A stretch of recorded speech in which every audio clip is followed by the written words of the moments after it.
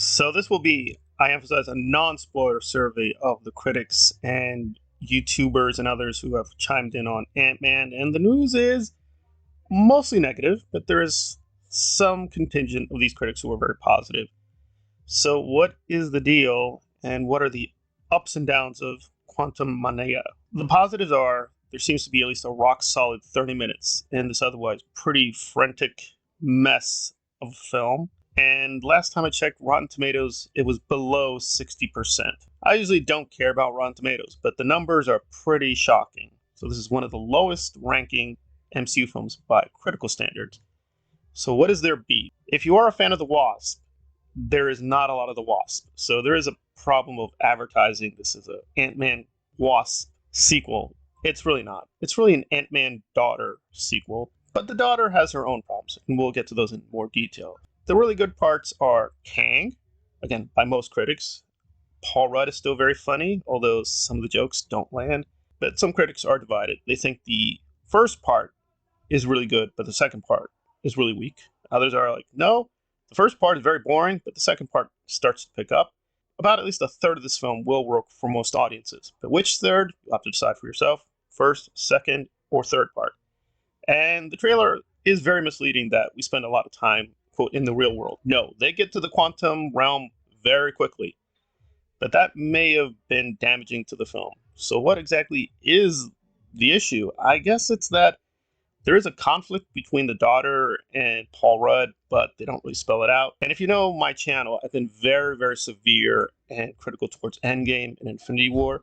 I think they're a bunch of pieces of garbage, but I do recognize they had some good elements. The one good thing I did like about Endgame was, paradoxically, was Ant-Man and his relationship to his daughter, which I thought was very sincere.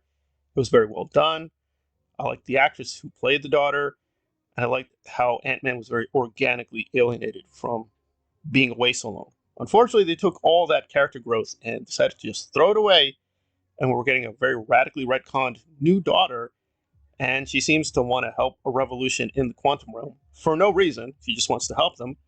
And although the trailer seems to show she's going to struggle and have a lot of battles and a lot of fights, and I usually avoid this term, but there's probably no way around it. I think 99% of the time don't say this, but yeah, she's basically a Mary Sue character.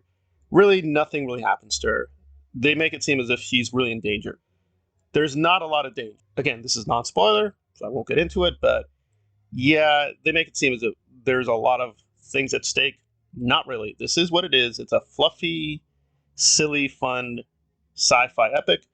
If that's what you want, that's what you're going to get. A lot of the jokes don't work. Some of them will. MODOK is basically a kind of Jar Jar character. They just make fun of him. If that works for you, you'll like that. I am usually a comic book purist, but I'm not a MODOK purist, so I'm kind of indifferent there. But I don't think this is a good sign that they keep taking these really great, frankly, male characters like Taskmaster and MODOK, really don't do anything with them. Is this going to be as bad as Taskmaster? I'm going to wait to see for myself. The negatives are much stronger than the positives. There are a lot of positives, but the negatives are also very strong.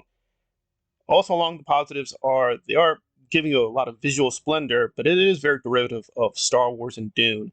So this feels a little light in terms of what it's supposed to be about. You do realize that Kang is a dictator. He should be overthrown, but they don't really give you a lot of details about the nature of oppression. Why is there a revolution? Who are these characters? So a lot of things are just being set up. And the actual Ant-Man movie of this MCU Godzilla monstrosity kind of gets lost. Finally, there are two, yes, count them, two post-credit scenes. But apparently, people are divided even there. Some people think they really saved the film. They're really standouts, so stay for those. Or they kind of undermine the whole Kang story. They're packing a lot of action and jokes, but a lot of it does not work for most people. But those are the critics, so that's where we are. So at least half of everyone who has tasted Quantumania are like, yeah, it's kind of meh, but a little bit meh plus. But a lot of other people are like, it's meh and minus, and you don't have to see it. But decide for yourself. And that's where we are with Quantumania, according to the critics.